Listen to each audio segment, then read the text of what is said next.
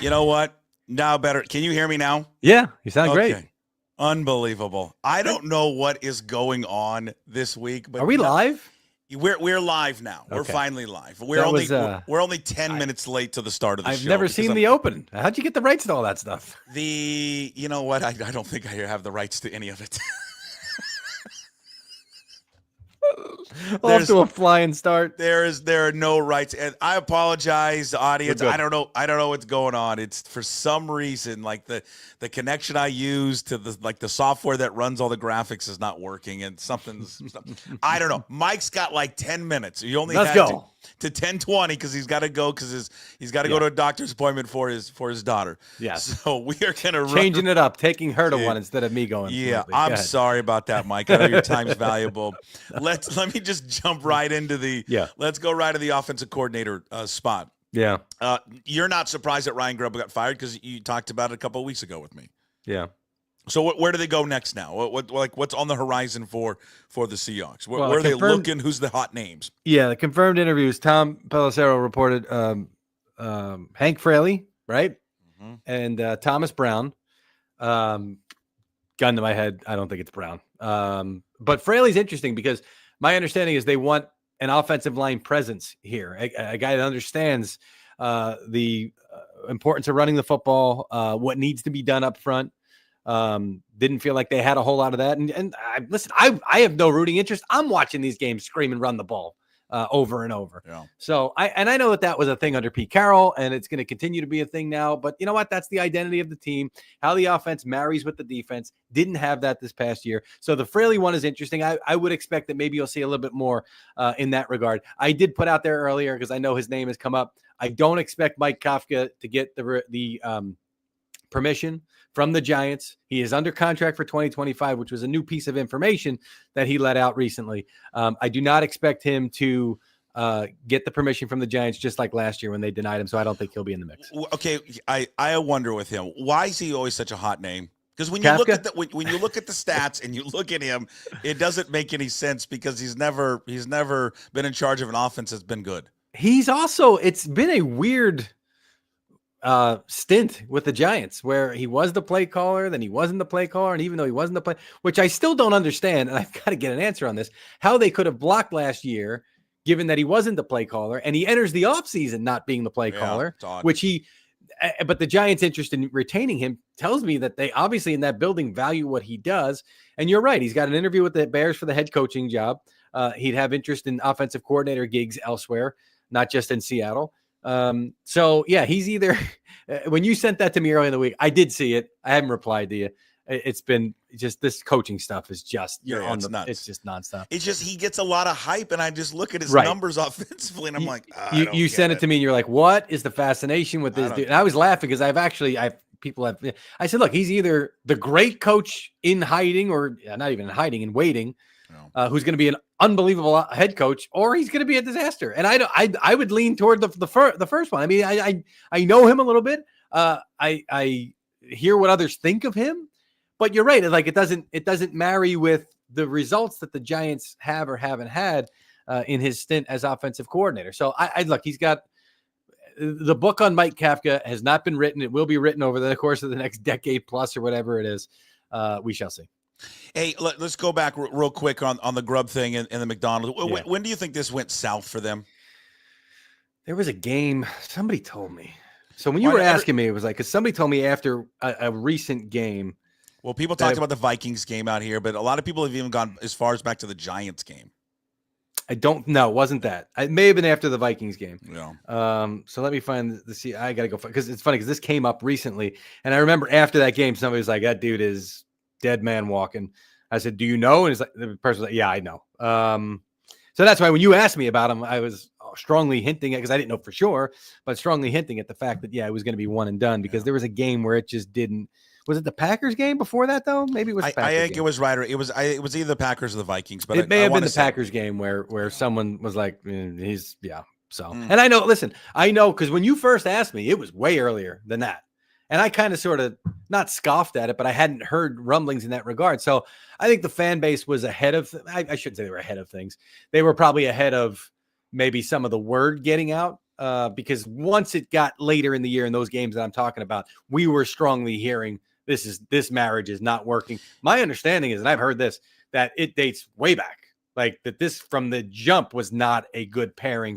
And I don't know if that means off season or early in the regular season, but that was just my understanding at this point. Really, from the jump. I mean, well, it's weird because he acknowledged this week that he was 100% involved in the hiring of Ryan Grubb along with Schneider. He was, but he didn't really know him that well. I don't think he had met him before. And he just, sometimes you make these, hires and it's sort of a leap of faith. I remember a coach recently in the last, I'll call it decade, who was in place and they hired a general manager. And I remember talking to him. He's like, I have never met this guy in my life. I'm a little worried about how this pair, and he wound up being fired shortly thereafter. And it was like, okay, well, that's what happens sometimes. Yeah. Now he didn't make that hire. This is a little bit of a different dynamic, but that's what happens when you don't know the devil that you're about to work with. Okay, we got 5 minutes, so we got to go rapid fire. Sorry. Pete Carroll, legitimate chance for the Bears job. They're looking now. Remember this, because we talked about this. Ben Johnson, he was interested in the Bears gig, and Caleb Williams bring in Ben Johnson. And I remember I said to you, they're also looking for a leader of men. And I said that doesn't match Ben Johnson. It doesn't match Cliff Kingsbury either.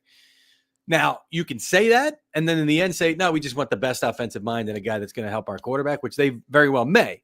But if they're serious about that leader of men thing, there's your guy right there in Pete Carroll.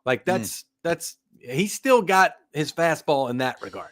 Is he did till the end. Is Belichick a candidate for a gig? Is Pellet, because the whole buyout thing after June 1st? I believe his next game coaching will be on the sidelines for North Carolina. That's my belief. Chip Kelly could come back. They interviewed him last year. They interviewed he was a package deal fought with Dan Quinn, and then they did interview him when they hired Macdonald. He's being kicked around in NFL circles. I don't know if he's going to be in Seattle, but he's being kicked around in NFL circles. And I've heard head coaching candidates talk about him as a guy that they're going to present as one of their offensive coordinator candidates. So if he's back in the NFL as an OC in 2025, won't be surprised. What about T. Martin at Baltimore? What's the relation with T. Martin and Macdonald? Love T. Martin. I don't know. And I don't really know him that well. I shouldn't say I love him, but everything I hear about him, because I've covered a bunch of Ravens, and I actually talked about this on game day kickoff last week before their game, that he does a lot with the install. And Todd Monken's getting all the credit, but T. Martin is a big part of the game planning and the install every week, as the quarterback's coach should be. I mean, I say that you shouldn't be blown away by that, but he's doing a great job of it. And he's a former quarterback. And I had heard a lot of good things about him before. He's been an offensive coordinator on the college level before. I think he should be in the mix for a number of jobs. He can interview this week. I think just like the head coaches, he can interview virtually last week. You got to double check me on that. Yeah. Even I forget the rules sometimes, but yeah, he's going to be in the mix for jobs. Thomas Brown is also, they're going to talk to him, right, for the Bears? Yeah. The Seahawks. Yeah. Okay. Yeah. And Thomas Brown's had a bunch of tough situations the last couple of years. Carolina was an unmitigated disaster. They tried to take two different schemes in two different ways and try to merge them. And you saw what it did to Bryce Young's brain. Geno Smith, will they pick up that March, what is it, 16th, right? Yeah. $16 million he's owed. That happens, or what's the situation with him, you think? Yeah, I mean, we'll see. I mean, I know they think highly of him. We're not. I've got a calendar in my head, and I'm not there yet. I'm like on the coaching stuff. I know. Which is but it's I mean, I wouldn't be surprised if that's the case. You got these teams up top. I think it's going to be rapid fire quarter. I didn't think this a couple of weeks ago. I do now, especially with how the draft order fell. So I think these quarterbacks are coming off the board early, even if it's not a class that stacks up to last year. Yeah. So it puts you in a tough spot to try to get one through the draft, right? Yeah, I don't have enough time to play this. I wanted to play it for you because I love this clip from Deion that he did that interview. I'll give you a minute. Barstool. Go. Okay. All right. Hold on. If it's that good. Well, have you seen this thing that he did the interview with Barstool? I've seen it on the timeline. I haven't seen it, so yeah. Here you go. Seeing from the beginning of coaching my babies to the last walk in the end, you know how painful that is, man. To see that this is it. Mm-hmm. This may be it. And let me say this before y'all jump to it, because I know y'all gonna jump to it. The only way I would consider continuing is that I'm coaching my sons, plural, not singularly. plural, or I wouldn't even think about it because I love Colorado. I love everything I do. And everybody, well, what would you do? Well, I have to think about it if I get to coach both of them. Right. Okay, so he goes on a little bit more. What he's saying is, hey, whoever at the top of the draft, if you draft Shador, if you want me, draft Shador, because he's going to be picked high, most likely. And then later, you have to draft my undraftable son, Shiloh, in like the 7th or 6th or 7th round, if you want me. Yeah, it's LeBron. It's LeBron James all over again. The coach needs to be hired now. You can't wait till after April to hire him. Yeah, but if you're one of the, let's see, you're not, what's the draft order? Hold on. Tennessee, Cleveland, Giants, right? Okay, so Cleveland or Tennessee's not going to draft him or not going to hire him, right? Because they all have coaches in place. Yeah, Cleveland's got it. So the Giants would be it. Well, and he's not getting past the Giants. So unless that's the end of the conversation. Unless they reverse and he fires Dayball and gets him. Lord. Could he do it? I mean, come on, I believe if you he'd be a minority candidate. I believe you could just fire him and boom, hire him. And just make that your guy and not have to go through the whole process of it. You'd be annihilated by your fan base and the media. Oh. But if you're right, I guess who cares? It's so good though. Wait. I'll coach if you take my son. He's going back to Colorado, right? He's not leaving Colorado. Who? When he said continue, meaning continue to coach his sons, is what he said. He's saying I love Colorado. I'll continue to coach there. What he's saying though, but if no, he said for me to continue, meaning to continue coaching my sons. Continue coaching my sons. Okay, you have to go to the NFL. When he said continue, my first thing was like, wait a minute, is he saying he's not going to continue? Which I assume would have gotten headlines by now. That's so good though. I love what he's doing. Yeah. I love what he's doing. Yeah. So good. It's so LeBron. Yeah. It's so LeBron James. It's perfect. All right. I know you got to go. Sorry for the late start. We'll do it again next week. We'll have more time. Yeah. I owe you. Yeah. Just add it to my tab. You're good. Thanks, bud. All right. See you guys. There he is, Mike Garafolo, NFL Network, who joins us every single week, brought to you by I don't even get into the sponsors here. Mike Garafolo, it has been that type of day. Brought to you by Hartley & Hartley Insurance, your trusted family-owned insurance experts in the Puget Sound area since 1978. Honesty, fairness, integrity. Contact Jamie Hartley, 253-565-8700. Also, Zogs on Fox Island, perfect spot to grab a cold beer. Hang out with friends, catch the game. Check out Zogs on Facebook and Instagram for fall hours and event times. All right. I don't know what happened. Sorry for the start of the show. A little late. Not sure what the gremlins are doing to the cords, but something's going on. I need an IT expert. If you are in the business of IT, give me a call. Actually, email me, Puckett Sports, and help your friend out. I don't know what's going on here lately with this 2 days in a row. Something weird's going on. Got to reset everything. It's a panic. What pisses me off is I always check things 15 minutes or so before the show starts, and it's always working. It's literally the minute before we start. Things go haywire. So we are off to a bumpy start. I should promote coming up in about 20 minutes or so, unless something else happens, and you never know. And this is the beauty of doing this live and not having it taped. Something else could happen. We will talk to Michael-Shawn Dugar from The Athletic, and we're going to get Mike's take on the Grubb firing. Hey, good news is voice is kind of back. Huh? How about that? Lots of honey, lots of lemon in the hot, not even hot tea, just hot water. Got 15,000 cough drops in my mouth. Didn't yell yesterday at middle school basketball practice. Didn't have to. Boys are looking great. I'm going to tell you, your parent over at Eckstein and Jane Addams, we're coming for you. We're coming for you. Watch out for the Whitman Wildcats this year. We're cooking. We are 2 practices in, and we're cooking. So that's the positive.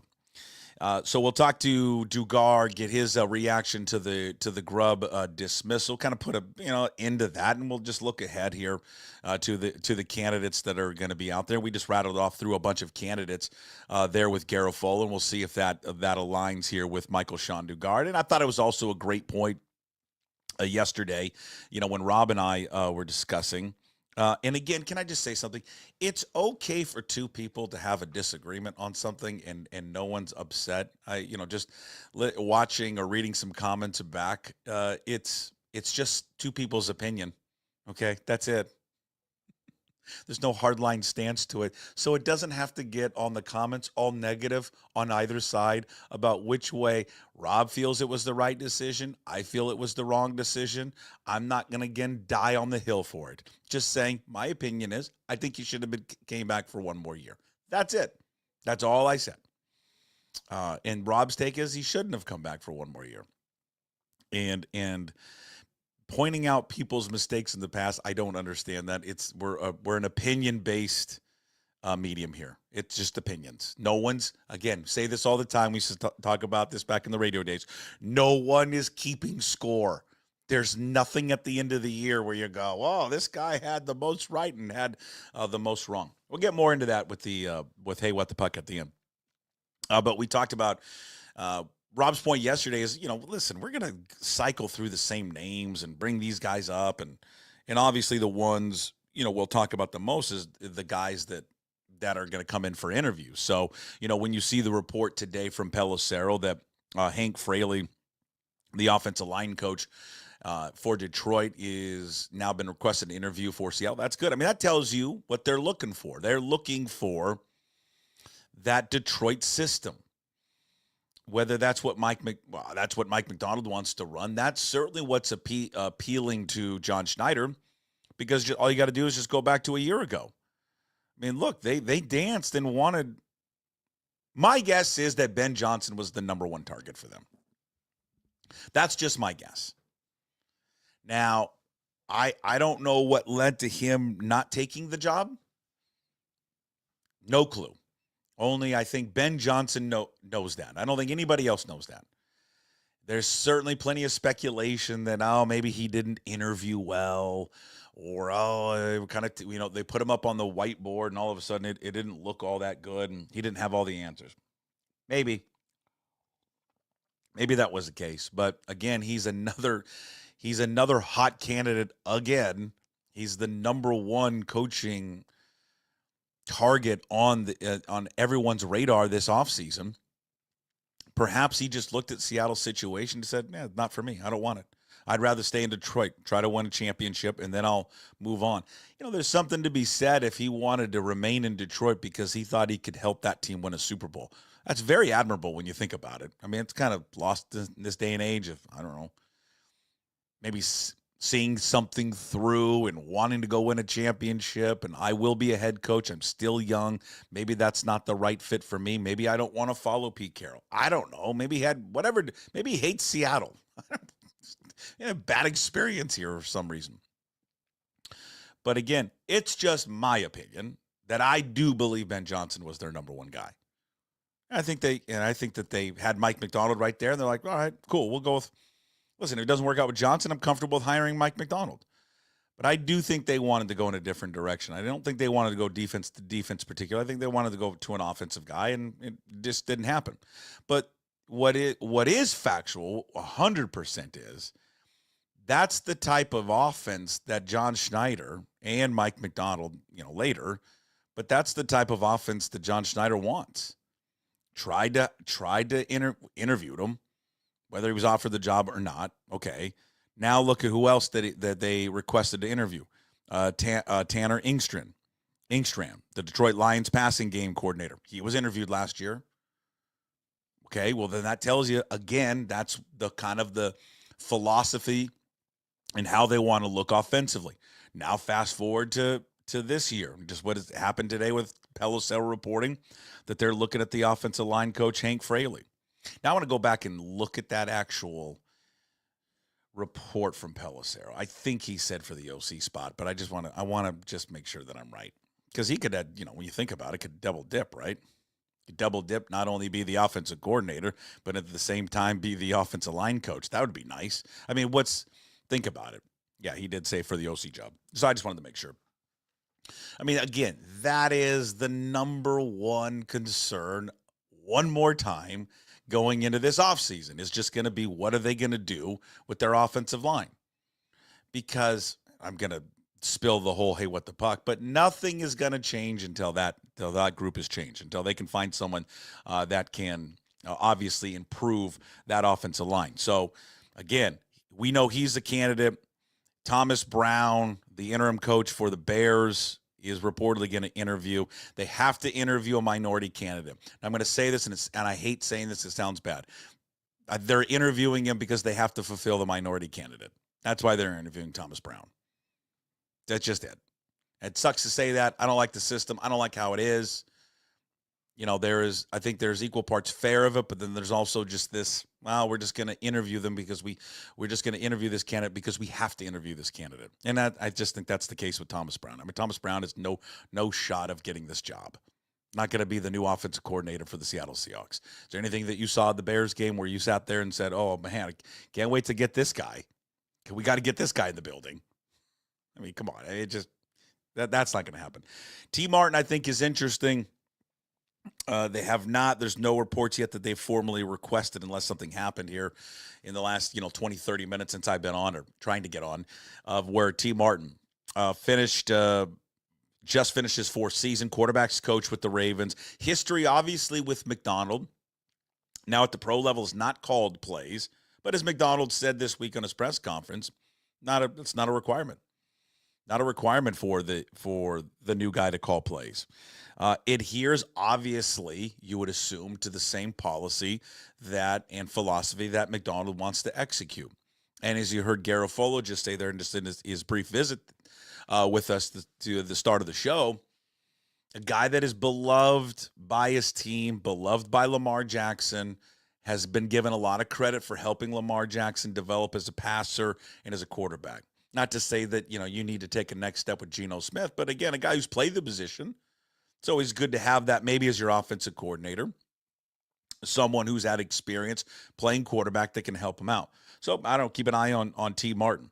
Okay, we talked about Mike Kafka, and I'm glad that Garafolo brought it up because he's got the same concerns. And again, from a guy who used to cover the Giants, lives in New Jersey, and talks to everybody with the Giants. Someone make sense of why, and Garafolo agreed, why Mike Kafka is some big hot name. Guy's getting 2 interviews for a head coaching job. Now, you got to mention him, and we kind of had fun with it yesterday, Jim and I, because I know he's on everyone's list. But he probably should be on everyone's list because Seattle has reached out to him multiple times. They tried, there was a head coaching opportunity. They thought about interviewing from their head coaching job, but then they wanted to interview him for their offensive coordinator position, but were blocked. Said it was a lateral move, and the Giants blocked it. Now, Mike brings up a good point with this earlier. How is it really a lateral move when you're not the one actually calling the plays? That's an interesting kind of designation you have there, right? He is the offensive coordinator, but he's not calling the plays because Daboll stripped that from him last year and started calling the plays. So, I don't know, maybe do they dance with Mike Kafka one more time? Does Brian Daboll, who potentially is a lame duck coach, just say, you know what, go ahead. This could be my last year. I'm going to call the offense anyway, so we'll just give it to you. So he could be out there, Mike Kafka, based on their history, not whether I would want to see him be a candidate or anybody else based on their history. Yeah, Mike Kafka could very well be a candidate for this job, and probably is going to be. And we'll see if they plan on interviewing him one more time. It's interesting to hear what he said about Garafolo saying about Chip Kelly. He is on people's radars in the NFL. And I want to just, again, whether you agree or disagree with Chip Kelly, there is mutual interest between the Seahawks and Chip Kelly, and all you got to do is look to last year because they did this last year. He was a candidate with Dan Quinn because remember, before they had hired Macdonald and they were interviewing all these guys, Dan Quinn and Kelly were rumored to be a package deal. That had Quinn got hired in Seattle, he was going to make Chip Kelly his offensive coordinator. Now, that clearly didn't happen. Kelly goes to the college game, reunites with Ryan Day, and then Dan Quinn ends up hiring Cliff Kingsbury. But even after that, and that was before, that whole package deal was rumored before they had even hired Mike Macdonald. Chip Kelly ended up interviewing for the offensive coordinator position on February 7th. That is a little over a week after Mike Macdonald was introduced and hired as the head coach of the Seattle Seahawks.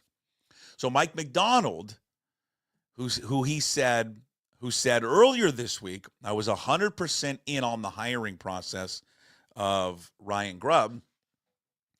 Well, if he was 100% in on the hiring process of Grubb, I would assume he was also in 100% on the potential of hiring Chip Kelly and having conversations with John Schneider and other front office personnel about hiring him. So I do think Chip Kelly is a strong candidate for this job. And it's going to be interesting to see, just whether or not he wants to do it. But Mike's saying that, again, he's drawn a great interest across the NFL, and he won't be the Seahawks may not be the only team interested in him. Again, we all going to get caught up maybe in the last two games. I think it's a better offensive season than people want to give him credit for. He had success, obviously, at Oregon. That's going back a long ways. Philadelphia was a success. I'm not going to chalk up what happened in San Francisco. Go look at the roster. The roster was terrible. Chip Kelly, though, what he does provide is, again, a guy that, first and foremost, he doesn't do the blitz, the blitz hurry-up offense anymore. That has been gone for a long time. What he does, though, is his offense is based on running the football. He got two backs that almost each had 800 yards this past season. It's based on running the football, and everything else comes off running the football, the passing game. Now, they've been explosive in the passing game, but it's based on running the football. So, we'll see. Be interesting hire. And it would fit, kind of some of the check marks for some people, and I don't know if that organization has it, of a guy with previous head coaching experience, play calling experience, now at both levels. But hell, you know what? They're going to hire some guy that none of us have ever heard of before. But I think it's fun to talk about. It's fun to sit there and read and read all the rumors of who they may go out and get. What's the right fit? I'll say it, it's a broken record. Said this to Rob yesterday. I'll just keep saying it. I think Mike Macdonald needs to just look in the mirror and just ask himself, what's the defense that gives me the most problems? And that's it. And that's the guy you hire. It's interesting because I think that's what, just to segue a little bit or just jump over to college football for a second. Jimmy Rogers, who's going to be introduced today as the new football coach at Washington State, formal press conference coming up at 2:00. One thing that I'm interested to hear him talk about, because his offensive coordinators, co-offensive coordinator at I always say San Diego State, South Dakota State, said in an interview that one of the reasons they brought on the new WSU offensive coordinator, hold on, I always forget the guy's name, who was at North Dakota, Danny Freund, I think that's how we're going to say it, Danny Freund. He was at North Dakota. They ended up hiring him at South Dakota State. One of the South Dakota State offense coordinator had said in an interview, hey, one of the reasons we brought on Danny was he was the one guy of all the teams that we played, his offense gave us the most fits. And Jimmy Rogers is a defensive-minded head coach. And so part of at least according to his offensive coordinator at South Dakota State, because when Danny came on, they became co-offensive coordinators, was I want to find a guy that it's hard for my defense to stop. And that was the guy that they went with. So I would flip it around here from Mike Macdonald. What's the offense that gives you the most fits? Is it what the Packers do, what the Vikings do? Is it a system like the Lions? I mean, Lions put up, 42 on you? And again, not even with a healthy running backs. I don't think at that point. Whatever gives him the most problems, that's the system he needs to go pluck it from. Whether he's got a history with these guys or not. I mean, maybe that's a big deal, or maybe it's not. Who knows? But I think there's probably plenty of head coaches and assistant coaches and coordinators that have had history with one another success with one another that didn't have some type of massive history together. I bet we can point to probably a million examples. One thing I want to go back to at some point, after the show, and we posted, and I'll grab the clip of what Garafolo said to me during his brief visit at the top of the show. In case you missed it, we'll post it later, obviously. And it was a brief one. It was only 10 minutes. One, me getting started late. Two, he had to be off real quick because his daughter had a doctor's appointment. He's saying, there's a lot of talk about, what happened with Grubb and Macdonald. People cited the Vikings game probably being the breaking point between the two. Some have even gone as far back as the Giants game, saying, God, even after the Giants game where they passed it 1,000,000 times, it just was an issue. Like it started then. And then it just kind of carried over all season long. Running the ball more, not running in certain situations, whatever it is. They didn't marry one another. It didn't fit, so he moved on. Garafolo said it goes back even further than that it might have just started right away. Right away that there was issues. There may have been issues between Grubb and Macdonald, how they called and how they were going to operate their offense right from the get-go.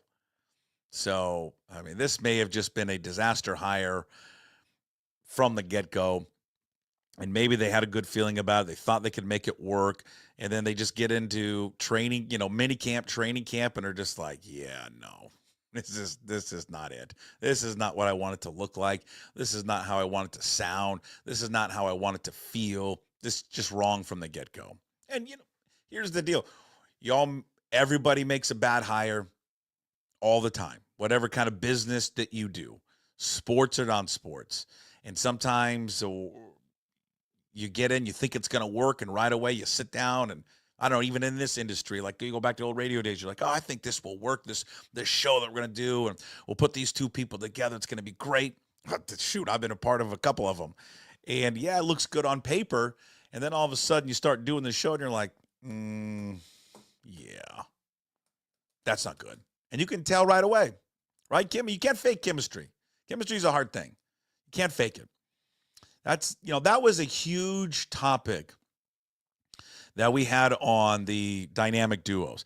By the way, dynamic duos with Graz and Gas is available to all Puck's Posse members. I know many of you are Puck's Posse members, but I know many of you, and I'm talking to you right now. I know you. I'm watching you right now. You're listening to me. You hear my voice. You see my eyes. You're not a Puck's Posse member.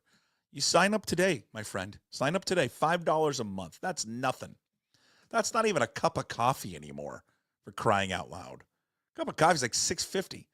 Okay, $5 a month, and you're going to get bonus added VIP content, Puck's Posse members, including an hour and 15-minute conversation with the great Graz and Gas that is available now just to Puck's Posse members. So sign up today and go listen to that right now. You can sign up to pucksports.com.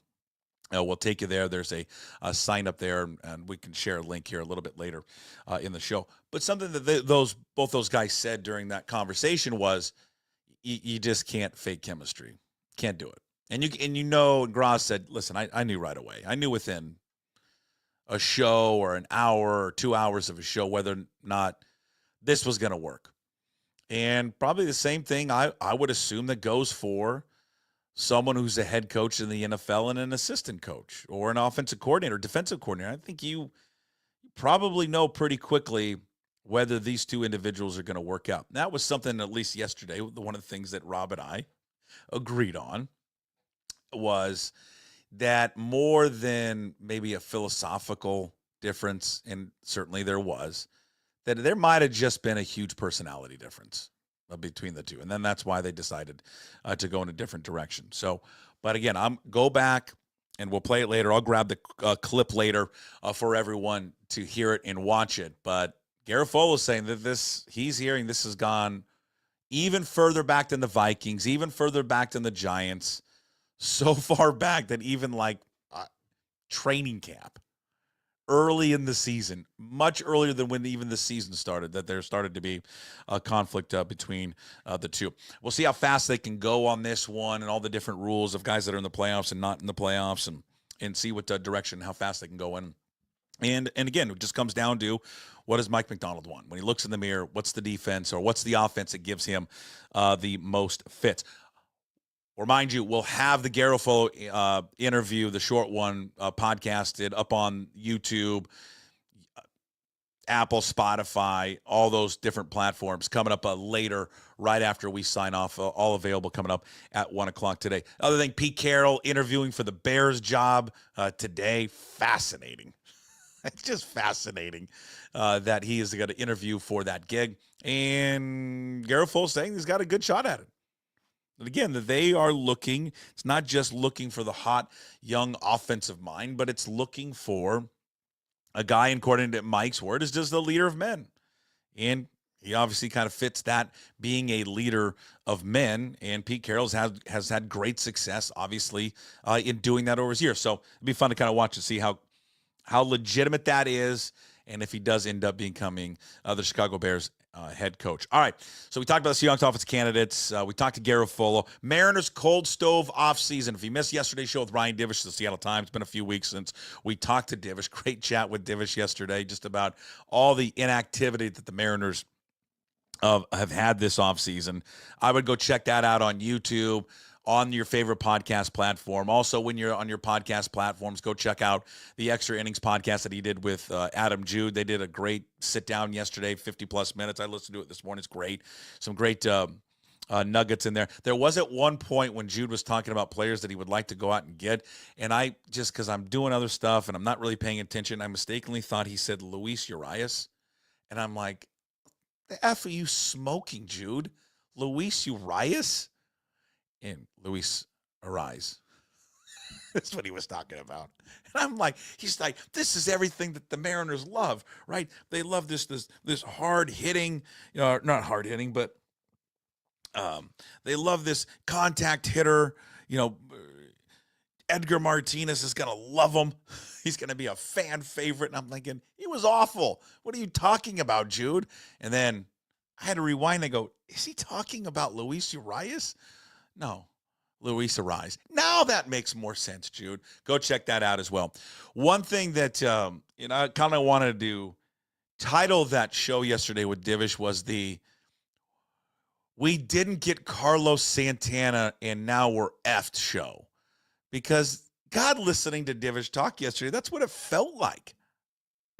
Change some thinking, because that was kind of one move they really felt was important. They were bringing in a leader, a guy that would help with Julio on a day-to-day basis, and a strong Latin presence, to go with Cal Raleigh, who's kind of the overall leader, and JP Crawford. I mean, and they knew and trusted Santana and how he reacted, and he fit in all the things that they want to do. So now they had to kind of reset. And I think that's been the issue. I think they honestly thought they were going to have Santana signed before the winter meetings. How can that be your one big move? Well, because they only have $15 million. But that's just, I can't, when you're talking, I can't wrap my head around that a 39-year-old was their one big move. Well, I mean, I think it wasn't necessarily their one big move, but it was their one kind of certain move that they had control over. They felt like there was enough volume out there that, like, look, if we go in and offer Carlos Santana a good deal, we should be able to sign him. Yeah, I mean, I would go, if you haven't seen it yet, go back and watch all of it and listen to all of it. I don't know, however, I mean, there's like half of you love watching the YouTube and half of you love just listening to it. Go listen back to the Ryan Divish episode. What I'm going to start doing too, especially for just the podcast platforms, is just podcasting all of the show all at once and then time stamping it so you can fast forward to the individual interviews. I'm not going to do the individual interviews for the audio anymore. Some of the video, guys like Divish and Rob, I'll probably separate because they're very popular, and for whatever reason, I don't know why. It's certainly not their looks, but we'll separate the videos on YouTube so you can watch those separately and also include on the full show. But anyways, back to the point. You go watch and listen to it, because I don't know what their plan was in the offseason. I still don't know what their plan is, because it really seems like there's kind of, their plan was we probably will get, guaranteed we'll get either Justin Turner or Carlos Santana. And then because he costs so little, we'll get Roki Sasaki. And if we get Roki Sasaki, then that allows us to trade Castillo. Well, they're not going to get Sasaki. There's no indications they're going to get him. So if they lose out on that, which seems likely, they've lost out on Santana. In fact, they offered him more money. Now what are you left with? Justin Turner? So I don't know. It has been a frustrating offseason, to put it mildly, would probably be the best way to categorize it. Cheap, I don't know. I mean, the deal is with these guys, they set this budget for themselves. The fact they've got $15 million to spend, as Ryan and Jude have been talking about for months. It's not because baseball has set that on them. It's because they've set that limit on themselves. That's what's frustrating about these guys. They've done this to themselves, and it's just not this year in a vacuum. This year's inactivity is really just a result of inactivity for the past 3 years, and why they haven't been able to do anything in regards of improving this team. So, again, if you didn't miss that yesterday, go check out the Ryan Divish Show up on YouTube. When you're there, please subscribe when you're there. Also, check it out on your favorite podcast platform. All right, joining us right now, I believe this might be one of the first times we have done a live show with Mike. Normally, we record with Michael-Shawn Dugar, who joins us right now. Sorry, Mike. How are you, Mike? Michael-Shawn Dugar, The Athletic. He joins us every week to talk a little Seahawks football. You can follow him on social media at Mike Dugar, co-host of the Seahawks Man-to-Man podcast, repping the Cougs beanie. Got a big game tonight. Not really a big game. We should easily win this one. A big game on Saturday. What's going on, Mike? How are you? They're all big, Puck. They're all big because of the next one. Because of the next one. Yeah, but they should easily win this one tonight. And then we set our sights on the Zags. And hopefully we bitch slap those Zags in the kennel coming up on Saturday. I'll tell you that. No more dodging us, Mark Few. Oh, yeah, I can't wait. I haven't got a chance to watch the Cougs much because of the Seahawks season, but now got a little bit more time, barring this, OC hire taking up my day. But other than that, I'm locked in. I can't wait. You're going to like them. You're like them. They're fun. They're kind of like boys and girls basketball. What I mean, they like to shoot threes, move the ball, just get up and down the court. They're fun. There we go. And I read we've been playing a little bit of defense lately too. Yeah, their defense got better. Yeah, their defense, you know what? Because that was always the knock on them. It was their defense. Like Riley's not a good defensive-minded coach, and like the first game or two were terrible. But actually, after those first 2 games, they've been kind of good defensively. All right, no one's here for us to sit here and talk Cougar basketball. Let's get into it. We haven't talked, obviously, since they made the move. Let's just get a reaction on the Grubb firing. And for you, someone covering the team all year long, and I've been doing it for several years, can you pinpoint maybe a breaking point that between Grubb and Macdonald? Yeah, there's probably a few. I know the Giants game was probably one. That was just very frustrating to not get Ken Walker the ball. I imagine Mike Macdonald comes from a similar kind of school of thought as me, which is when you have an offense in the NFL or the NBA, for that matter, you just get the ball to your best players. However you need to do that, that should be the bread and butter, whether that's running it, whether that's throwing it. You just should be built around the best players you have. Grubb believes that too, which is probably what he told Mike and how he got hired. But that was maybe the first egregious instance of that not coming to fruition. I believe Ken had 5 carries in that game. They lost to a very inferior Giants opponent. So I think that was probably first failed test for Grubb. There were other issues in that game. They lost on a blocked field goal that got returned for a touchdown. And Darius Slayton looked like Randy Moss. So it wasn't just Grubb in that game. But I think that was probably step 1. Step 2 was probably that Packers game. When, again, you can't get one of your best players the ball. I think DK had a season low, 3 targets in that game. And then I think the final one was probably the Bears game where you score like 6 points. Oh, we've got our debut of Little Dugar. Beautiful. Huh? I was trying to knock this out before while she was asleep. It's okay. I love it. I love the fact. Yeah, it's the best. The best age too. What's your daughter's name again, Mike? Her name is Destin. Destyn. Destin. Oh, beautiful. Hi. Yeah, hi. Hi, Destin. She's a star. I can already tell. Mike, I can already tell she's going to be a star, and she's going to probably be at some point the 3rd member of the Seahawks Man-to-Man pod. You're going to have to call it Seahawks Man-to-Woman-to-Man podcast. I'm sorry, but can I just run real quick? You do whatever you. I'll put you in the background. I'll put you in the green room. We'll bring you back. Okay, 1 second. No problem. This has been. I need people to decide what we title this show today. The 10 minutes, the Gremlins ate the cord show / Mike's daughter interrupts the show. This is one of the greatest shows we've ever done. This is why is the beauty of doing this live. This is why I love doing stuff live, because you never know what's going to happen. Yes, it can be frustrating and maddening at times, but I just love it. It's awesome. And especially when you've got young kids and Mike's at home and Mike's like juggling, hey man, I thought I put you down. And all of a sudden, now she's up and running. When Mike comes back, I'm going to ask Mike about, what Garafolo said earlier, that, hey, there was some rumblings immediately, when they made this hire with Ryan Grubb and the relationship there with Mike Macdonald. I think he's back. I got a thumbs up. It's the best. You know how many more times? I'm sorry. No, don't apologize. You know how many more times in your life you're going to be interrupted by her? Well, I realized what the issue was. I had set her up with her iPad in her room, and I was watching her. And what happened was she knocked the iPad over. Oh, yeah. And that changed the focus. Everything. Of course. Yeah, it changed the level of focus. Now it was, I can't watch Blue's Clues. Where's Dad? Oh, love it. Love that she's watching that. Here's what I love about the iPad, especially at that age. I always used to love to call it just the baby neglector, because that's what it is. It's the baby neglector. Is the iPad. It's 1,000% what it is. I mean, it's. Can you imagine? Our parents must be looking back on like technology now and going, "Man, F you.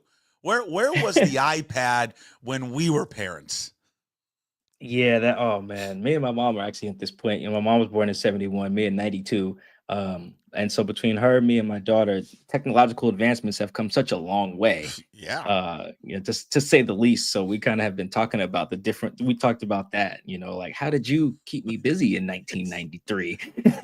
It's amazing. I don't know. I mean, honestly, we made it, we made it through, but it's like easy. I feel like it's much easier now. All right. We kind of left off the disconnect there between Grubb and Macdonald.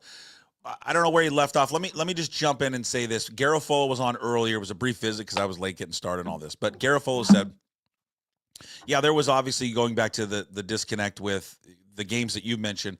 But he even said that he thinks it goes back even further, that it may have gone back to not too long after they hired him. You ever heard anything about like over the summer being any issues between the two? No, I didn't hear anything like that. Though it wouldn't surprise me, because it felt like there was a mixture of messaging. I remember DK Metcalf had told us before the season opener, he was like, yeah, in Grubb's first meeting, he told us that the run game is going to be our bread and butter. DK was like, I was a little upset at first, but I understood it. We got to open up the passing game by getting that run going, very Pete Carroll-y, honestly, when he put it that way.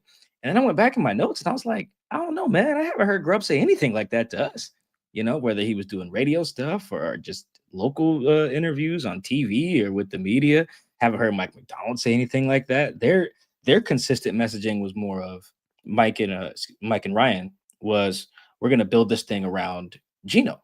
We're going to build this thing around the quarterback because that's where it starts, and then our O-line.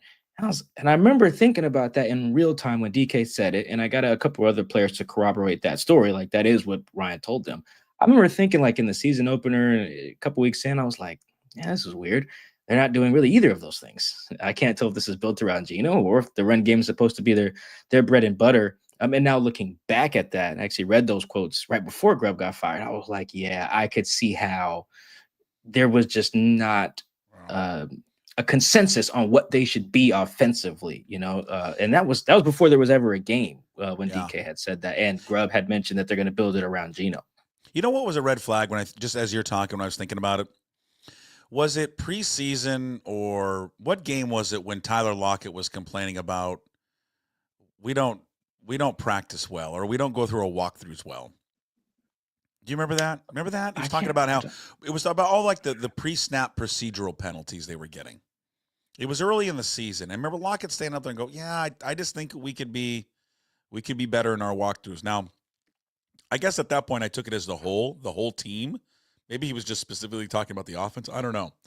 But I remember earlier in the season, I can't remember, maybe it was after the Giants game, I don't know, but where that kind of was a theme of like, we need to practice better. Yeah, well, you could see, I can't remember when Tyler said something like that. I do know he often lamented the focus and self-inflicted things, because that's just not something he's really used to, offensively, particularly procedural. stuff outside of like Jermaine Ifedi kind of being like false start king for a little bit. It was never really the whole team. Like they were very bad operationally. I mean, Tyler even got called for offsides twice. Just a weird. Abe did twice in one game. It was just a very weird season in that way. I thought the sloppiness of the operation was another sign of like whatever you guys are doing Monday through Saturday is just not working. And another thing that I'm sure Mike Macdonald shares with me, and like that's a no-no. If you get called for holding, whatever, that happens, block below the waist, things that have to do with how you perform, you can kind of coach that up, technique, whatever, discipline. But what are we supposed to do about you false starting? What are we supposed to do about delay games? What are we supposed to do about illegal formation, illegal shift? Like, why is this happening? Every week. They're one of the sloppiest teams on offense in the league, so I don't know where the disconnect came there, but I just know that's bad. I just know you can't operate in that way. So between the mixed messaging and the sloppiness kind of out of the gate and the no real direction for where the offense was going to go, I could kind of see this going south. I had a little bit of faith after the bye week, after Connor Williams retired, because I thought he was a big part of the problem, but it just didn't get better. And that's probably what Mike Macdonald was waiting for. Like, maybe it'll just get better. And it just got worse. They couldn't score against the Packers in a must-win game. They really struggled towards the end against the Vikings. And then you fly to Chicago on Christmas, the day after Christmas, and you put up 6. It's not that hard to see how Mike Macdonald came to these conclusions, honestly. Okay, with that said, though, were you surprised by it?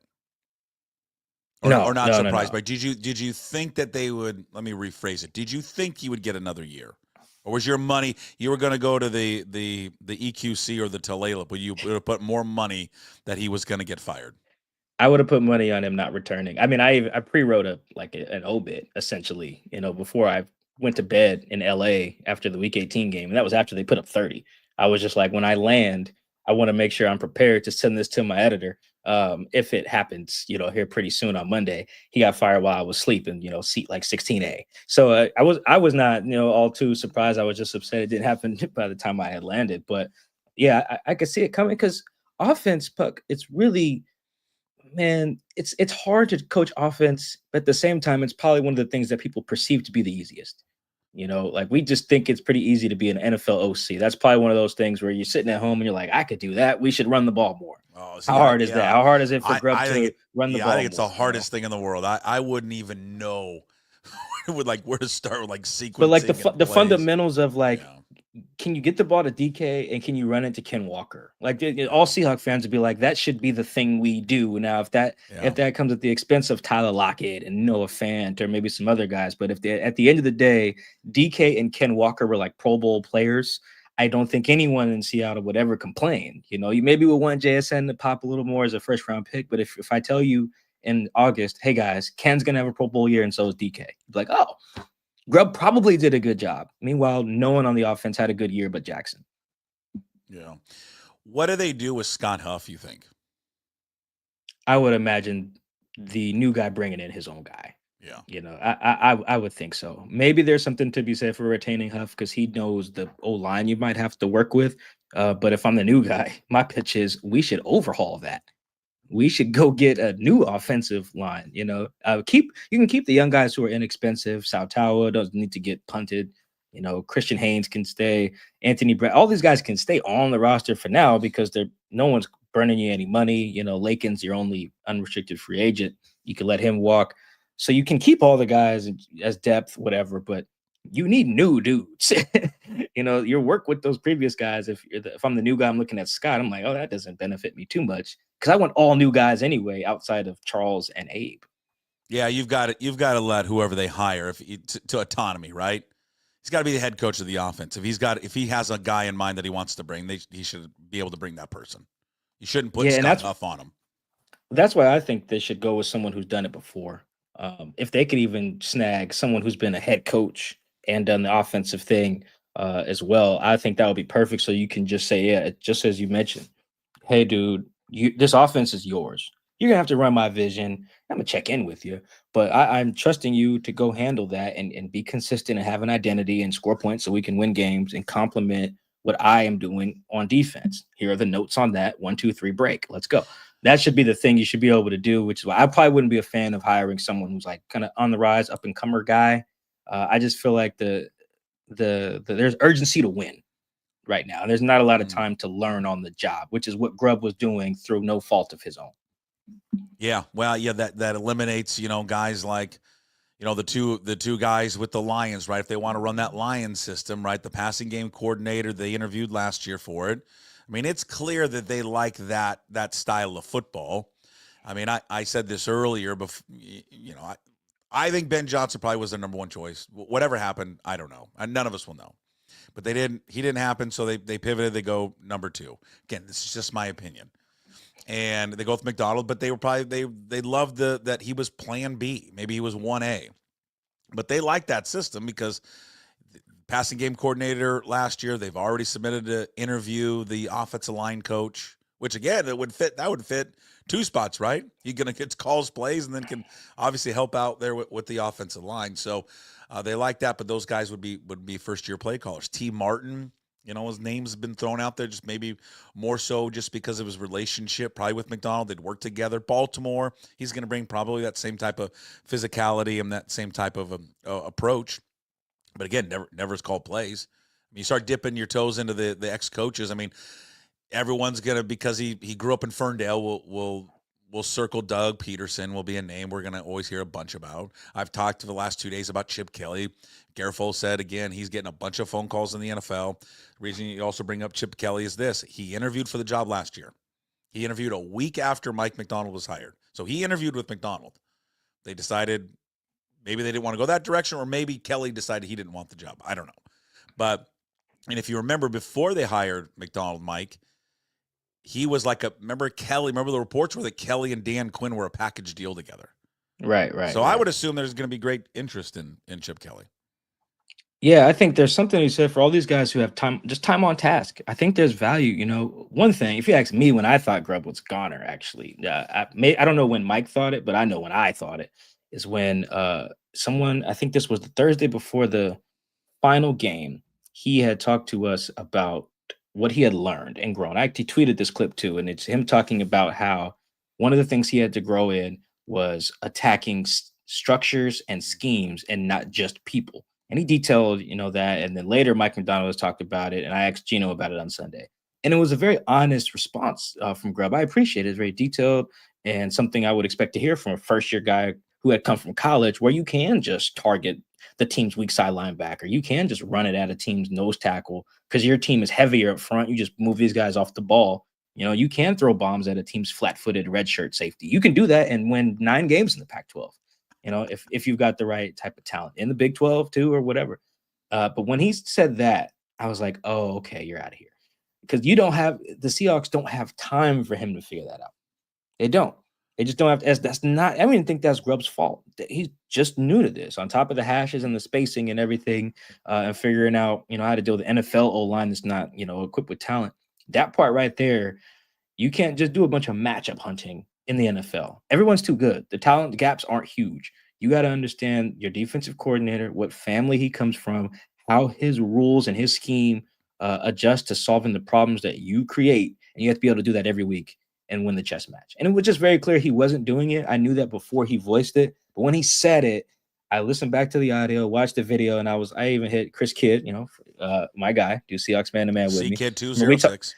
I remember we talked about, I was like, yeah, Chris, this is a fireable thing. Not that he said anything wrong, but it's just being that green, it's almost like taking a tech job as an IT guy, and all you know how to do is tell people to turn their machine on and off. Reset it. That'll work. That was what Grubb was doing essentially. Is he though falling on the sword for really the bigger issue with this organization is the front office and their inability for a decade to improve this offensive line? Because I'm just wondering, a year from now, we're gonna sit, you and I, we're gonna be older. Destin's gonna be how old? She's 1 right now. Okay, so she's 1. She's already talking like that. Yeah, full sentences, and it's yeah. We've got a genius on our hands, my friend. It's gonna be at Stanford in about at age 8. We're gonna be you and me, January 9th in 2026.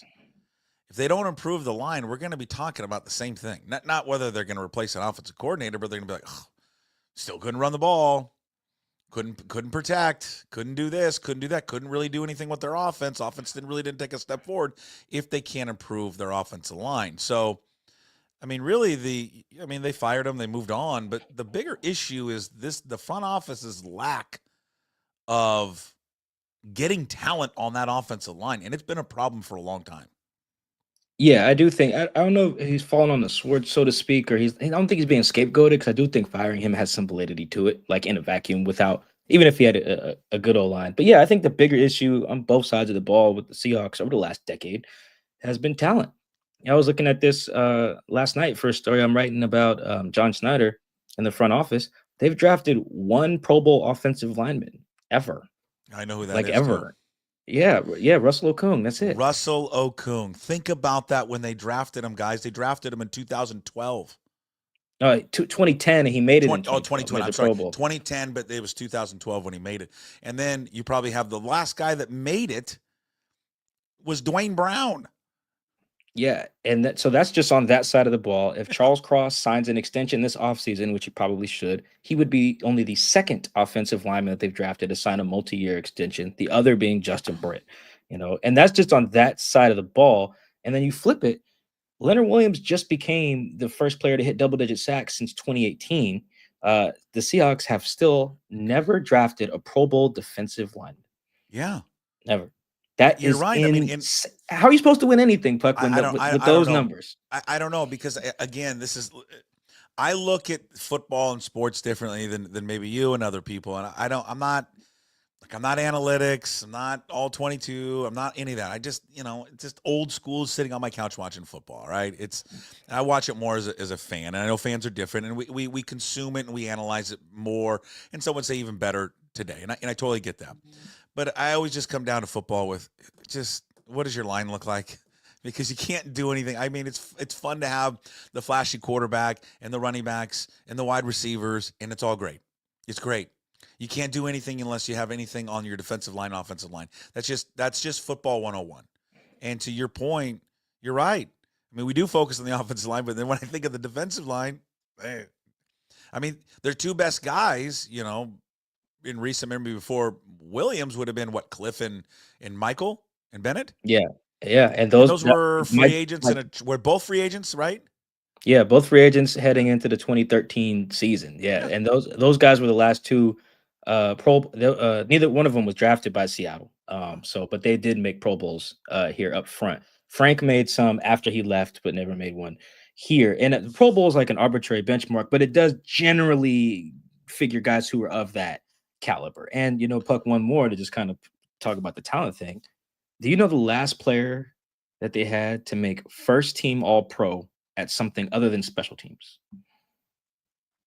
Wagner? Bobby. Linebacker? Yeah. Last draftee to be first team All Pro on a non-special teams position. Bobby.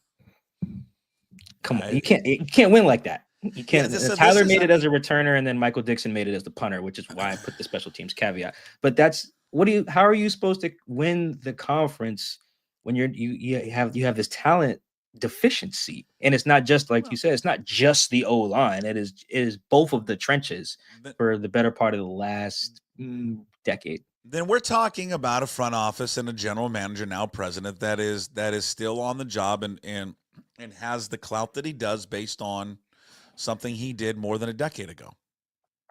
And that's no way to run an organization.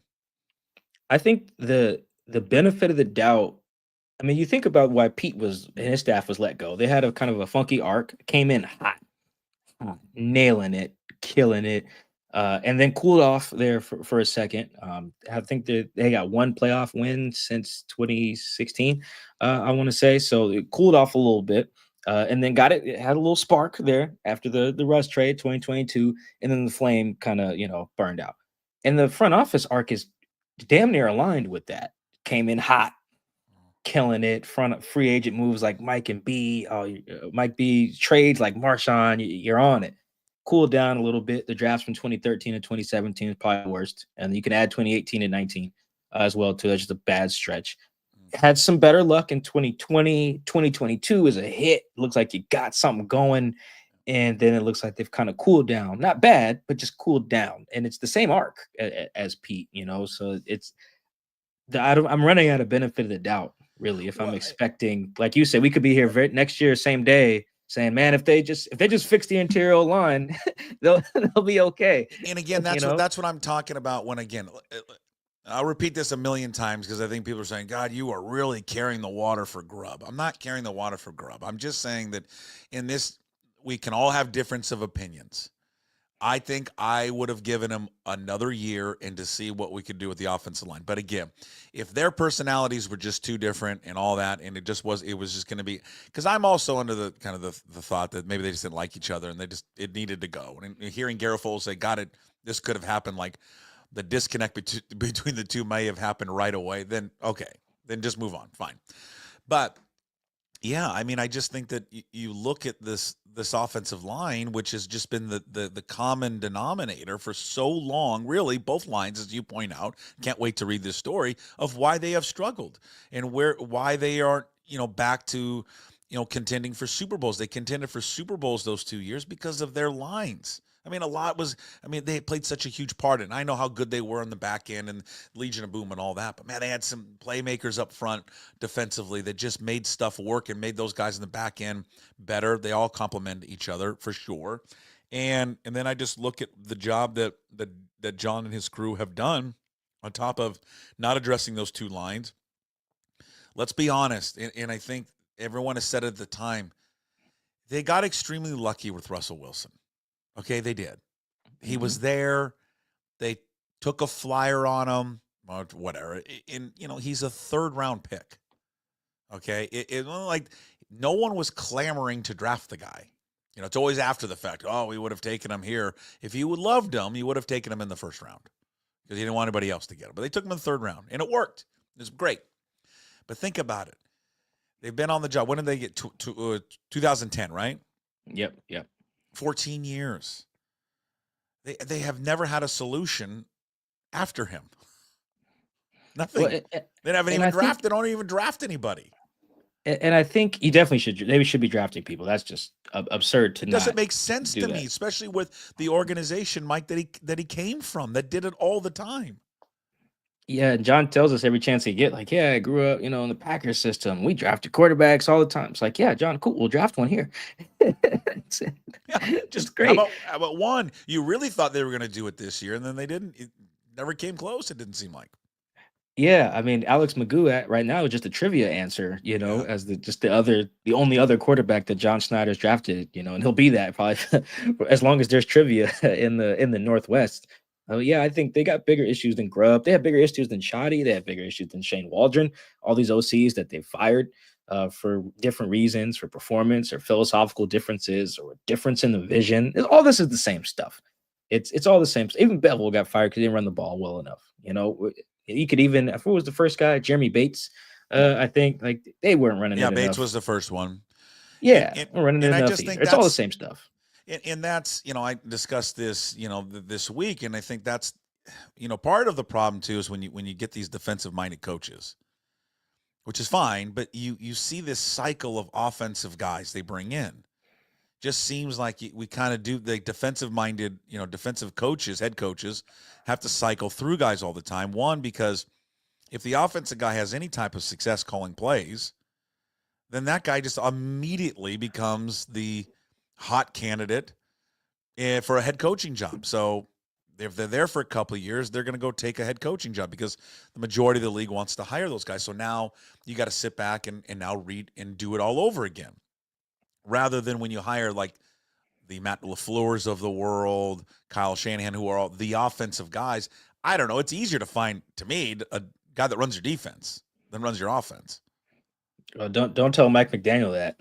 I mean, he had to fire. He came in. He is an example of that. Got hired, made two bad defensive coordinator hires, and now his guy Anthony Weaver, he might have hit. Well, Anthony might go get a head coaching job, so he might be on his fourth in 4 years. Kyle Shanahan needs another defensive coordinator again. I think Sean McVay is on like his fourth. I think. He's had Raheem Morris, Brandon Staley, Shula now, Wade Phillips at some point. So I mean, you can have problems no matter who the guy you hire is. That's why generally you would hire a guy with experience to be your head coach, or that someone who's just been around the block. So he has a Rolodex. Like, all right, if we lose such and such, I know this guy because we used to room here in college, or we used to work here on this staff back in the day. Mike Macdonald, he's the same age as people I hang out with. How many coaches he really know? How many coaching clinics has he been to? Over the years. I saw a thing on Amazon. I think he was in the same graduating class as Maria Taylor. They did a whole segment at their old high school. I'm like, damn, you are a young cat, and that's not Mike's fault. It's really not. That's why I think it's bigger than him. Mike's a first-year coach with no experience, hired a special teams coordinator and an offensive coordinator with very little to no experience in the NFL at their jobs. And then both those units weren't that good. In a vacuum, that is not that surprising to me. Okay, so this is why, and I've debated this with people. I mean, how culpable is Mike Macdonald with how everything unfolded then? Shouldn't he be culpable a lot? I mean, if he's saying he was 100% in on Grubb, then it's on him. And then if their special team struggled so much, he brought in him. So isn't that on him as well? Oh, yeah. No, 100%. Unless I hear otherwise or can report otherwise, yeah, I definitely blame the coaches for their assistant hires. And I would not have, understanding the expectations, maybe I would have took a flyer on Jay Harbaugh, but not on someone who never worked in the NFL to call my plays. I just thought that was just the definition of wishful thinking. So you didn't like Grubb immediately. You didn't like that hire immediately. No, because I didn't think. Look at what they had over at the UW. Puck, they had these great receivers and great quarterback, right? And that's similar to what you could say the Seahawks have here. They also had probably the best O-line in college football. Like, as soon as I heard they were hiring Grubb, I was like, okay, how many of those UW linemen are you bringing with them? Like 3 of them, 4 of them? I just knew that would be too much for Grubb in year one on a team that's trying to win. If the Patriots had hired Grubb, whatever. If the Raiders had hired Grubb, don't care. Go ahead. You'll probably get a little bit of rope to go figure it out, learn on the fly. But here, where you're trying to win today and now, and they're adding void years to contracts and not willing to spend much on offensive linemen and free agency, you telling me that guy's going to come in here and had that pass-happy offense over there in UW and take that over here and run the pill? No. It went just as I thought. He had a pass-happy offense in college, came over here, had a pass-happy offense in the NFL. Well, duh. That's not even Grubb's fault. Something I always wonder. That. He just didn't listen. Sometimes I always wonder, looking back on it, and again, I know this probably isn't true, but I'm just thinking, like, how much maybe thought went into it when they hired him. Like, how aggressive maybe were they going to get in the draft to move up to get Penix? And maybe they were surprised at when they got to the draft. Oh my God! Like, I think he's going to go earlier than we think, because maybe their intel was telling them at the time he's not going to get picked that high, that he's going to be closer to where you guys are at, and then maybe you can move up a few spots. But then when they, comes draft day, and you're like, oh my God, he's going to go way higher than we thought. I'm just spitballing. So, I wonder if that all was ever discussed among the group over there. Yeah, I think that what really signals how they thought about the quarterback class and where guys would go really was the Sam Howell trade. Because they probably would have taken any of those quarterbacks outside of like the top 3, which was great. It was almost a consensus of May, Daniels, Williams. They would have probably took the next 3 to be Geno's understudy, maybe just let them duke it out in camp. And then they were like, oh my God, these guys are going to go very early. We got to get a backup like now. Let's go. We need a young guy like today, and went and traded for Sam. That would signal to me, that was my first thought of like, oh, these guys might go earlier than we think. It was when because I know that if Bo Nix was there, John's taking him. If Penix was there, John's taking him. McCarthy was there, John's taking him. When they went and got Howell, and John was telling us, yeah, man, Sam's played a lot of snaps. He's younger than Jaden McDaniels. He's like the same age as Penix. Like, he was telling us, hey man, he's basically a rookie in the sense of what we need. Like, he's our young guy to develop behind Geno. When he was telling us that, I was like, oh boy, we're going to see a run on quarterbacks early. And I think we got 6 in the top 13, top 12. Mm-hmm. That's when the Howell trade is what really kind of put my antennas up. Because, yeah, I think you're right. They probably would have took Penix or Nix or McCarthy or whoever if they would have had the option there at pick 16 or wherever they were. It's interesting. The Raiders are just, non-Seahawks news, but the Raiders have just fired Tom Telesco, their general manager. Oh my I'm God.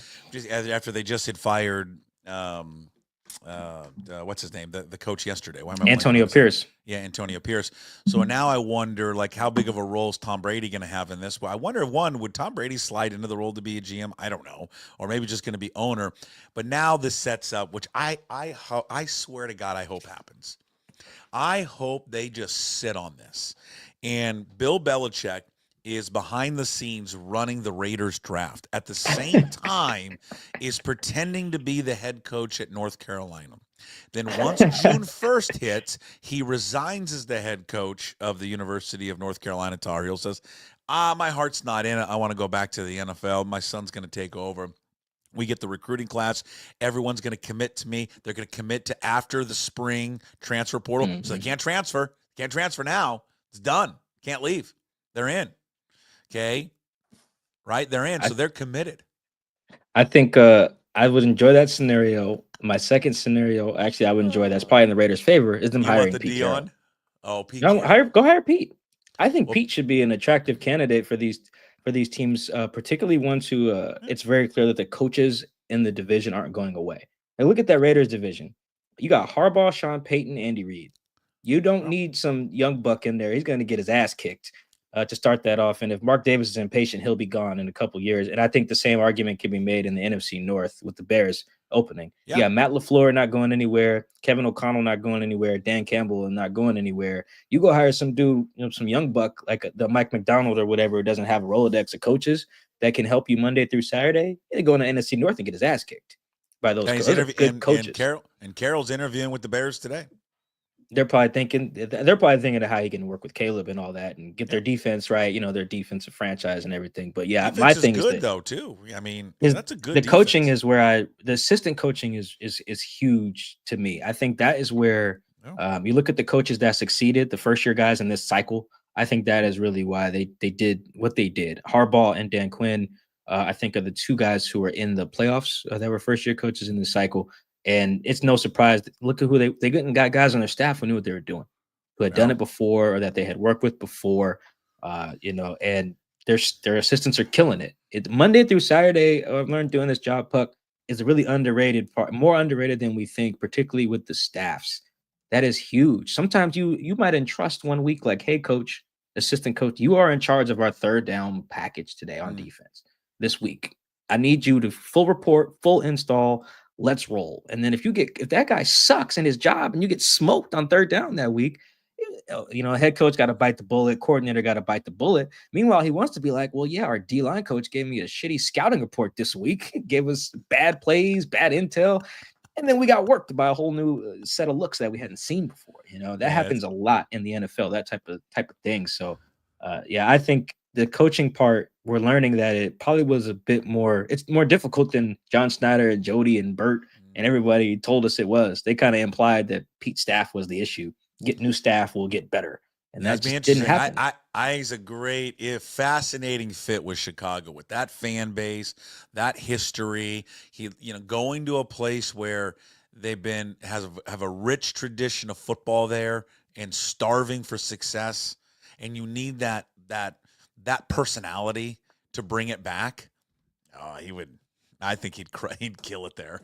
Same thing goes for Vegas, really. Honestly, it's the same. True. Yeah, not as much a tradition, obviously, in the city of Las Vegas with the team, but the franchise itself, storied, starving for success, for competence, for a leader. Neither one of these teams had leaders. Eberflus is not a leader. Antonio Pierce was not a leader. Pete Carroll is a leader. If nothing else, he's a leader. And I'm just trying to think, where do the Raiders select 6, right? So 6 in the draft. So likely could have they'll get a look at a quarterback. They should be. Yeah. They should be very aggressive in trying to move up. But the thing about Pete is, that's why, or any coach, any veteran coach, they know the real old school ball coaches, like you said, no, it's been around for a long time. They know you want to win the NFL, you run the ball. And you get after the quarterback on defense. You can do that. You can win a quarterback with you can win a Super Bowl with Nick Foles, Trent Dilfer, Joe Flacco, Eli Manning. You can get there with Jimmy G. You can get there with Jared Goff. Like, these are the guys that have just gotten there or won, and that probably are not going to be, I would almost guarantee, not going to be Hall of Fame players, Yeah. with the exception of Eli. Eli will, of course, get in.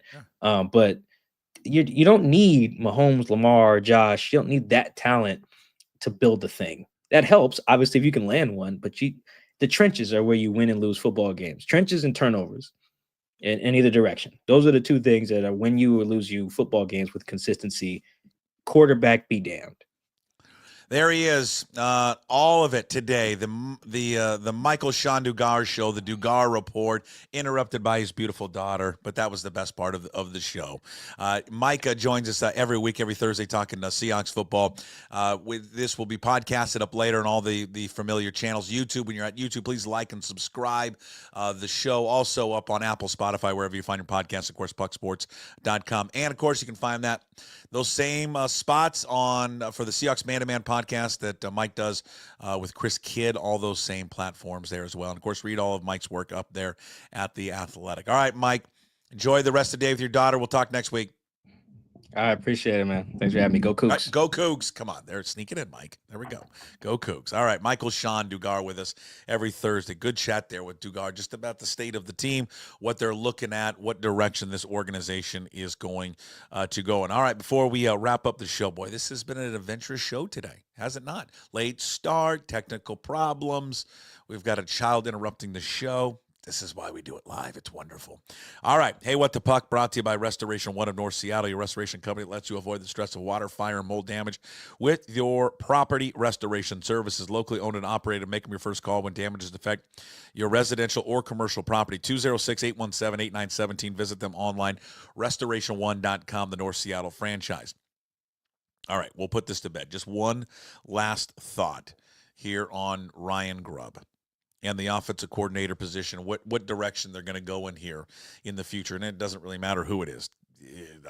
T. Martin, the guy with the Lions, the offensive line coach, Chip Kelly, whoever it is. We can all have our opinions on it, who they should hire. Was the Grubb decision right or wrong? It's opinions, and it's certainly just okay to disagree on those opinions. That's fine. I'm of the opinion he should have gotten another year. Others think that he should have been removed immediately. But the change was made. Fine, you move on. You entrust the coach, Mike Macdonald, and his staff to make the right decision. And there's a ton to like about Mike Macdonald. There just is. Defense did improve. Did have some hiccups against better offenses, but for overall, the scheme that they ran, how intricate it is, the physicality and the speed they played with, the passion they played with, all positives. The accountability, I love the accountability that he restored with the organization. Case in point, with the linebackers, and he was just unafraid to make moves and make moves swiftly. Didn't no hemming and hawing. Made moves, boom, we'll move on. But one thing is clear. So there's a lot of positives about Mike Macdonald. But one thing is clear. We're going to be sitting here a year from now in the same position on January 9th, 2026, talking about a team that maybe misses out on the playoffs again. Whether they can run the ball effectively. Why is their passing game having problems? Well, because their quarterback isn't protected. Why are they struggling so much in the red zone? We're going to be having the same conversations we're having this year, the same one we had in 23, same one we had in 22, 21, 20, 19, 18, 17, 16, and 15. If they don't improve and fix the offensive line, it's the same thing. It's been a mess. Frankly, it's been an absolute disaster for 10 plus years. And that is on this front office. And it's unfortunately, it has not improved. And I don't know if they're the right people to improve it. I don't know, because they haven't shown that they're the right people to improve it. The inability to solve it is squarely on these people, on John Schneider and his crew. So at the end of the day, it doesn't matter. We can argue all we want about whether it was the right or wrong decision. Fine. It doesn't matter at the end of the day who calls plays next season. It really doesn't. If you cannot build and acquire a better offense line, you can't scheme. You cannot scheme bad offensive linemen. You can't. They're bad. That's the reason they're bad. You can't make them better if they're bad. That if the talent level is awful, then the talent level is awful. And it's been awful for 10 plus years. And it's the front office that is responsible for it being awful. All right, that's it for Hey What the Puck. Again, brought to you by our good friends there at Restoration One. If you're going to have any issues with anything, commercial, residential property, what have you, contact the fine folks there at Restoration One, because they're going to help you out. Okay, Trent, who runs the shop, he's one-stop shop for everything of all your needs. Make him your first call when those damages affect your property. 206-817-8917. Visit them online at restoration1.com. North Seattle franchise. A reminder, the Graz and Gas Dynamic Duos episode is up, has been up for about over a week now. Got to be a Pucks Posse member to access that show, just audio only. Sat down with those two great radio legends for an hour and 15 plus minutes telling great stories.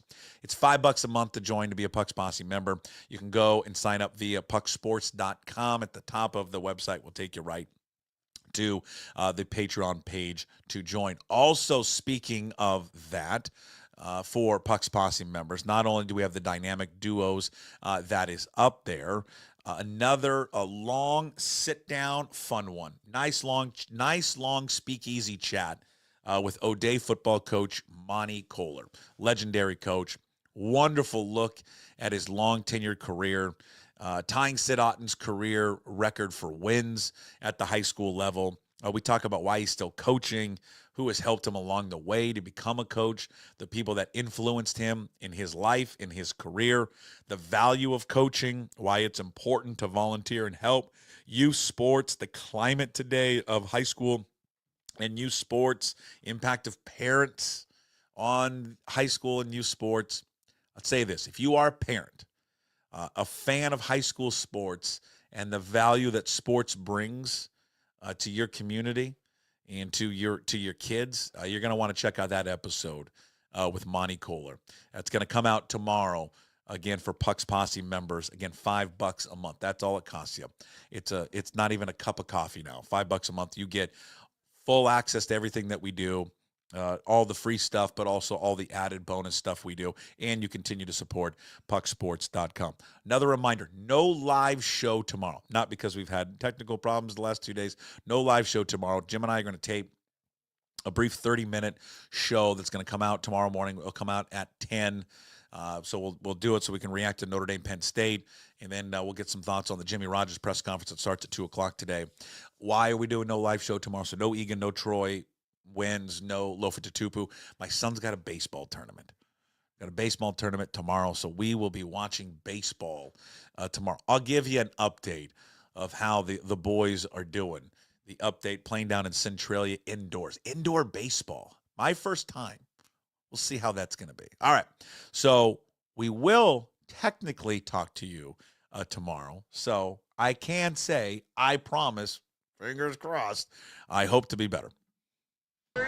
No shoes, no ties.